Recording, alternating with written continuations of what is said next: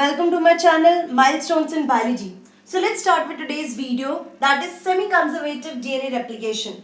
This topic is very important and this phenomena was proved by a very interesting experiment by Messelson and Stoll. The full name was Matthew Messelson and Franklin Stoll.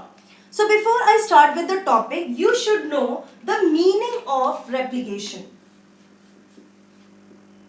So I'm writing it quickly. Replication is the mechanism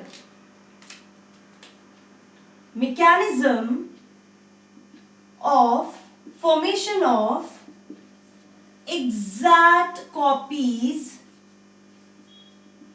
of genetic material. ठीक है, तो replication में exact copy बनती है हमारे genetic material की. अब सवाल उठता है कि why it is being done, replication हो क्यों रहा है. सो इम्पोर्टेंस की बात करें तो इम्पोर्टेंस है, अगर डीएनए रेप्लिकेट नहीं होगा तो वो उस जेनेटिक मटेरियल को अपने डॉटर सेल्स में इक्वल डिस्ट्रीब्यूशन नहीं कर पाएगा. So why it is important? For equal distribution to daughter cells को इक्वल डिस्ट्रीब्यूशन के लिए. Okay, so this is replication. Now when we were studying about the double helical structure of DNA, Watson and Crick का जो model था DNA double helical structure, from that structure is suggested that कि जो double helical DNA बनता है इसमें से, ये जो डबल हेलिकल डीएनए बनता है इसमें से one strand is older and the other one is a new strand. So by this model only it is concluded that it is semi-conservative. तो सिर्फ जो पेरेंट डीएनए होता है उसका सिर्फ हाफ ही next half is it is move to the next generation. ठीक है, तो जो आधा होता है वही नेक्स्ट जनरेशन में जाता है, मींस डॉटर सेल में जाता है. इसका ये मतलब हुआ, जब भी जैसे this is a DNA strand. Now when it has to be replicated, तो डीएनए को अपना स्ट्रैंड ओपन करना पड़ेगा, हाइड्रोजन बॉन्ड ओपन करना पड़ेगा, and the new strand which is forming it will form over here. Okay, so जो भी नया डीएनए स्ट्रैंड्स बनेंगे, double helical DNA strand, it will be like this. ठीक है, सो क्या देख रहे हो आप कि इसमें one is older and other is new. This concept was only suggested by Watson and Crick double helical model of DNA, तभी हम इसको समझ पाए और हम इसे कंक्लूड कर पाए. सो this is all about the little introduction of semi conservative DNA replication. पर हम आपको पता है साइंस में सिर्फ बोलना ही काफी नहीं होता, you have to prove it experimentally. तो इसे प्रूव करने के लिए ये जो हमारे ग्रेट दो साइंटिस्ट थे, इन लोगों ने एक एक्सपेरिमेंट किया. In that experiment they have taken nitrogen. इन्होंने नाइट्रोजन की दो वैरायटीज ली, एक जो नॉर्मल होता है N14 एंड दूसरा हेवी नाइट्रोजन. इसको मैं हेवी बोलूंगी, this is not radio active. तो उन्होंने दो आइसोटोप्स लिए, ये नॉर्मल था N14 and N15 was heavy nitrogen. अब they have taken, obviously when they are proving they need some living organism. So the living organism they have used is E. coli, Escherichia coli bacteria इन्होंने use किया. Bacteria use करने का एक ही purpose था कि वो देखना चाहते थे कि रियलिटी में ये ऐसा होता है क्या सेमी कंजर्वेटिव, और जो बैक्टीरियाज होते हैं, माइक्रोब्स होते हैं, वो जल्दी जल्दी डिवाइड होते हैं, तो हमें रिजल्ट भी जल्दी मिल जाता है. सो इन्होंने ये बैक्टीरिया यूज किया. What they have done, they have taken two medium, ये एक पेट्री डिश, ये दूसरा पेट्री डिश. एक जो मीडियम है उसमें नाइट्रोजन 15 मीडियम रखा है और दूसरे में नाइट्रोजन 14। अब नाइट्रोजन को हम ऐसे गैशियस फॉर्म में नहीं रख सकते, so they have used it in form of ammonium chloride. उन्होंने अमोनियम क्लोराइड के फॉर्म में इसे यूज किया। सो अब जो नाइट्रोजन यूज हो रहा है अमोनियम क्लोराइड में, that nitrogen here will be nitrogen 15 and here the ammonium chloride and here the nitrogen is nitrogen 14। तो आप देख सकते हैं ये दो मीडियम है and in these two mediums E. coli bacteria will be grown and then they will go for the result. So this nitrogen in this medium, this nitrogen is the only source of nitrogen and you know nitrogen nitrogenous base बनाने के लिए जरूरी होगा जब भी DNA replicate होगा। तो यहाँ पे जो E. coli बैक्टीरिया है, this E. coli bacteria is making its DNA and its DNA will be having nitrogen 15। तो हम पहले वाला नाइट्रोजन 15 ले लेते हैं, तो नाइट्रोजन 15, ओके, सो नाइट्रोजन 15 होगा उस डीएनए में जो रेप्लिकेट हो रहा है इस मीडियम में, because the nitrogen 15 is the only source of nitrogen and आपको पता है वो डीएनए में नाइट्रोजनस बेस बनाने के लिए हमें इस नाइट्रोजन की बहुत जरूरत पड़ने वाली है। सो नाउ अब ये जो बैक्टीरिया है जिसके डीएनए में नाइट्रोजन 15 है, it will be transferred to another medium which is having nitrogen 14। ठीक है, सो हम उस मीडियम में डालेंगे जिसमें नाइट्रोजन 14 है। अब नाइट्रोजन 14 के लिए जब आप 20 मिनट्स के बाद you have to look into that in after 20 minutes. तो सपोज ये वाले बैक्टीरिया को आपने यहाँ पे ट्रांसफर कर दिया, यहाँ पे ट्रांसफर किया, तो ऑब्वियसली यहाँ पे अभी हमारे पास जो डीएनए है उसमें नाइट्रोजन 15 ही है। अब हमें इस मीडियम में इस नाइट्रोजन इस बैक्टीरिया को 20 मिनट्स तक we have to leave it. After 20 minutes what this will do, this bacteria is going to replicate its genetic material। तो replication के लिए क्या होगा कि ये जो दोनों स्ट्रैंड है ये इस तरीके से अलग हो जाएंगे एंड नाउ अनदर स्ट्रैंड, जैसे मैंने आपको यहाँ पे बताया कि ये दोनों स्ट्रैंड अलग हो गए and these strand will act as a template और इस टेम्पलेट पे न्यू डीएनए फॉर्म होगा which is complementary to template DNA। So same thing here will happen।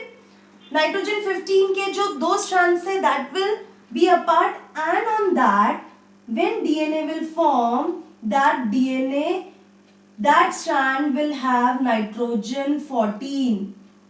ठीक है, तो आप यहाँ पे जो देख रहे हैं, यहाँ पे आप क्या देख रहे हैं कि हमें दो strands मिले, दो DNA डबल हेलिकल स्ट्रक्चर मिला एंड वहां पे नाइट्रोजन 15 एंड नाइट्रोजन 14 दोनों स्ट्रैंड है। This kind of strand is called hybrid. ठीक है, again I am repeating it. पहले आपने बैक्टीरिया को नाइट्रोजन 15 पे ग्रो किया, जब वहां पे ग्रो किया तो वहां जो मीडियम में हैवी नाइट्रोजन था, नाइट्रोजन 15 था, उसे पिकअप करके इन्होंने अपना डीएनए स्ट्रैंड रेप्लिकेट किया। So whatever DNA strand you will receive, every DNA will have nitrogen 15. Now you have to transfer this bacteria into a medium which is having nitrogen 14, that is normal nitrogen। तो इस abnormal को आपने normal में डाला। अब जब normal में आया तो भाई रेप्लिकेशन के बिना काम नहीं चलेगा इनका, it has to go for replication. So this bacteria again will go for replication, but this time जो उसको नाइट्रोजन मिल रहा है मीडियम से, दैट नाइट्रोजन इज नाइट्रोजन 14। तो वो जो भी स्ट्रैंड बनाएगा उसमें नाइट्रोजन 14 होगा। सो ये एक स्ट्रैंड से हमको दो स्ट्रैंड्स मिले और दोनों स्ट्रैंड जो है वो हाइब्रिड स्ट्रैंड है। अब हमने वापस क्या किया, एक्सपेरिमेंट में हमको एक रिजल्ट चाहिए नहीं, हमें बहुत सारे साइकिल्स करने होते हैं एक्सपेरिमेंट्स के। नाउ अगेन साइंटिस्ट ने सोचा मैं इसको 40 मिनट्स के बाद रीडिंग लो। 20 मिनट के बाद हमको ये रीडिंग मिला, that we got hybrid. After 40 minutes again in that same medium of nitrogen 14, again क्या होगा, रेप्लिकेशन होगा वापस। तो अभी हमारे पास दो डबल हेलिकल स्ट्रक्चर है। तो आप क्या कर सकते हैं, सिंपल है, हम पहले इस वाले स्ट्रैंड को अलग करें, this is the one, and इस वाले स्ट्रैंड का दिस इज द वन, फिर रेड वाले का this is the one and this is the one. ठीक है, हमने चारों स्ट्रैंड्स को अलग कर दिए। अब इसके ऊपर वापस से मीडियम से रेप्लिकेशन हो रहा है, तो वापस से ये दोनों स्ट्रैंड भी अपनी कॉपीज बनाएंगे और ये दोनों स्ट्रैंड्स भी अपने कॉपी बनाएंगे, और अभी भी उसी मीडियम में है तो अभी भी उनको नाइट्रोजन 14 ही मिलेगा। सो जब नाइट्रोजन 14 मिलेगा, सो हम रेड कलर से नाइट्रोजन 14 को इंडिकेट कर रहे हैं। So you see here, fine, this result we have got after 15 minutes in the same medium. अब क्यों हमने नाइट्रोजन 14 और क्यों नाइट्रोजन 15 लिया? बिकॉज द रीजन इज, हम क्या करेंगे, इन दोनों को डेंसिटी के बेसिस पे हम इस डीएनए को जब सेंट्रीफ्यूज करेंगे तो on the basis of the density these two DNA will take up different position in the test tube. ठीक है, तो हैवी जो डीएनए है वो नीचे बैठ जाएगा, सेडिमेंट हो जाएगा, और जो लाइट डीएनए है N14 जो नॉर्मल डीएनए है, it will be above the heavy one. तो अगर आप टेस्ट ट्यूब ऐसे देखते हैं,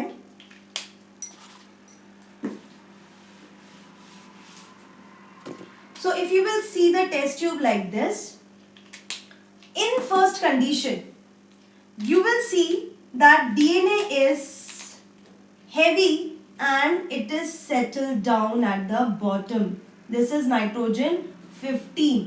ठीक है, ये bottom में sediment हो रहा है।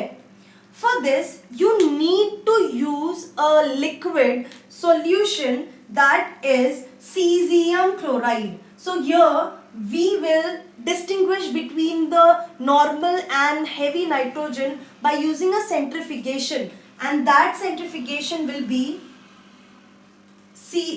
density gradient centrifugation,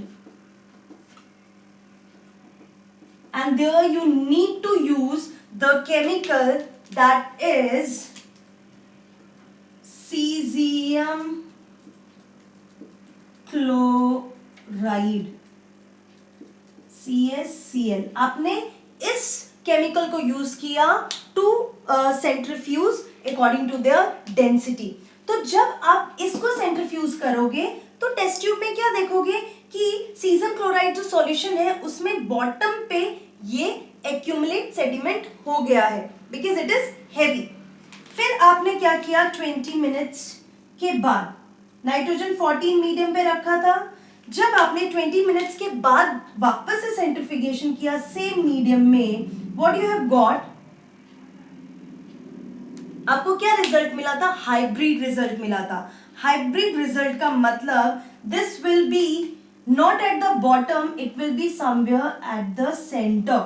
ठीक है, हाइब्रिड है तो सेंटर में होगा कुछ इस तरीके से। फाइन, नेक्स्ट जब 40 मिनट्स के बाद आपने वापस से सेंट्रीफ्यूज किया, 40 मिनट्स के बाद आपने क्या देखा कि जो टेस्ट ट्यूब है, this is the test tube, test tube में जो 50% है वो लाइट है। ठीक है, इसीलिए वो सबसे ऊपर एक्यूमुलेट हो गया, और जो बाकी का 50% है वो भी सेंटर में ही एक्यूमुलेट हो गया। सो this is nitrogen 14 and this is nitrogen 14 15 दोनों है, दिस इज हाइब्रिड। समझे? तो आप you can not look into that medium and tell ना कि कौन सा हैवी वाला है बैक्टीरिया और कौन सा लाइट वाला है। You are having just one way to find out according to their density gradient, and for that we have to use a specific chemical that is cesium chloride for the centrifugation according to the density gradient. इसीलिए हमने heavy nitrogen choose किया. तो जब हमने centrifuge किया तो पहले में हमको पूरा जो है वो heavy मिला. 20 minutes के बाद जब हमने नाइट्रोजन 14 में डाला, then we got hybrid. Hybrid है, ना वो हैवी होगा ना वो लाइट, वो बीच में होगा हैवी और लाइट के.